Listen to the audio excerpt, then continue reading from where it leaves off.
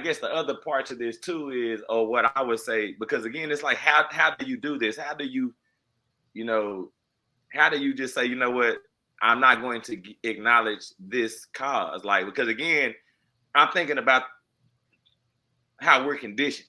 Like, we're conditioned to say it that way. Like, my ankle is hurt because I twisted it. Like, that's just that's just how we are built up to respond. And when you're built up to respond a certain way, it's it's hard to revert back from just doing it, because again, nobody nobody gives credit to just the pain, right?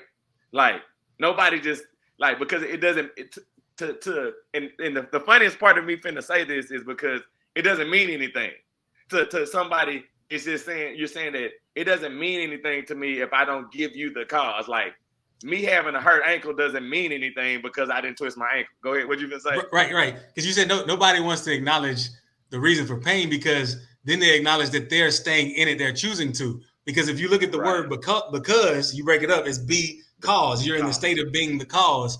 And if you don't give it a cause, the effects can't remain. So you can talk about the effects of the word all day. As long as you're not giving it a cause, then those effects will fade away if they are truly indeed tied to that cause. So that's the thing that we're trying to get to. We're talking about people being conditioned to do something a certain way because it's the way that we've learned. Like, even with my kids now, like, TJ just had an accident this week, right?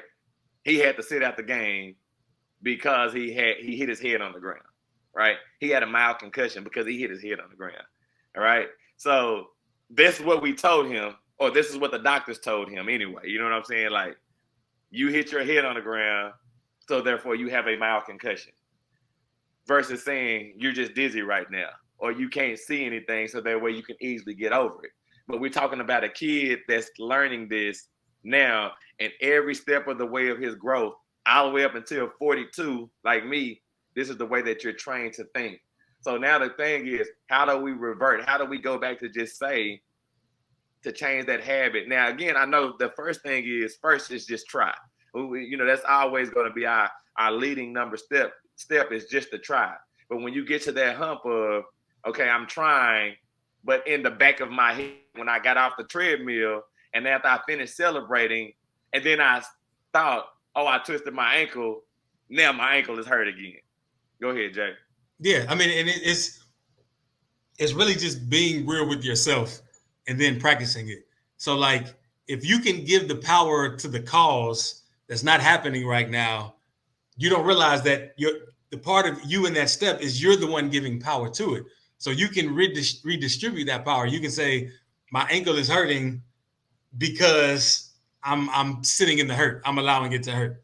And we don't want to be that real with ourselves, but it is a little deeper. Like, I have theories about this where we think we get something from pain. And I think it starts from from birth, right? So essentially, we're these spiritual beings. Whatever we want, we get like that. We can just manifest it. Boom, bam, bam. We think it is here. We come into this world, this physical world, where we can still have that, but there's sometimes a slight delay because you're interacting with not only your beliefs but the beliefs of those around you until you're strong enough to contain your own beliefs, so to speak. And so then you start realizing, oh, you think you have lack, and you start to cry. And then somebody comes, they tend to your needs when you're crying. So you're like, oh, okay, if I'm in pain or I need love, somebody's going to come supply love. And then after a while, that becomes habitual. And so when you think you need love, you manifest an injury, you manifest a pain, a hurt, so people can see you in a certain way.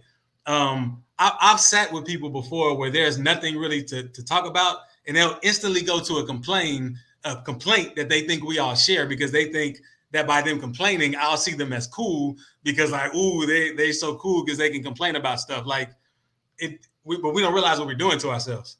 So you want me to tell you what that sounds like to me? Like, so no, super dope. But what that sounds like to me is that we don't recognize what love truly is too. You know what I'm saying? So that's the other piece to it, because sitting in peace with someone we don't recognize as being loving. So therefore we will create a scenario. And it's not, I'm not saying create a scenario. We would tell a story of what we think is a shared experience or something that we all have experienced before in order to build a stronger bond versus just acknowledging a piece together, right? And again, that's why I said, like, I think people, for me to say that I'm sore and not give you the reason, it discredits my soreness. Like, they're not gonna be agreeable to me being sore because nothing happened to me, right? And I think that's a that's a part of the reason why we don't operate that way. But what you got? Go ahead. No, it's true. And it's funny too. Like, people respect pain and struggle for whatever reason. Like, you'll watch those TV shows. Who's that? American Idol.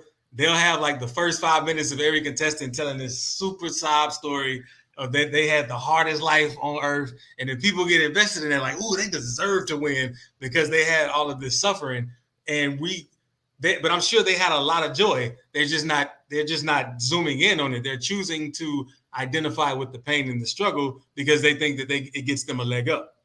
So funny enough, like I don't know what show, because every show does that, just FYI. Like, and again, this is a part of the conditioning that we're talking about. Like, we're conditioned to celebrate pain. Like, no pain, no gain. Like everything in our society is conditioned to the grind or the struggle or the hurt or the pain. Because if you can come through that, it's the greatest story in the world. Just leaving all the people that didn't. Again, so here's the deal. Everybody goes through something, right? But it's funny that in a lifespan of somebody, you can highlight 15 minutes or a year of struggle and make that be the highlight of somebody's story, and then glorify it. So again, it's more adulation at the end of whatever it is, right? Now, funny enough, I can sit back and say I ran for 30 minutes straight, or I can say I ran for 30 minutes straight on a twisted ankle, right? Now, this is not. But listen to me. Did you just hear how I said it? Yeah. Even me in saying it, there's even a little bit more. Let me tell you what I did. Yeah. But the crazy part is we will not give ourselves the glory that we're supposed to give ourselves, and that's where the problem lies. Like, it doesn't have to be a struggle, and it's the crazy part is the hardest struggle is giving yourself credit. The hardest struggle is giving yourself the adulation. The hardest step, like, think about if you wanted to really have a struggle, why wouldn't that not be the struggle? Go ahead, Jay.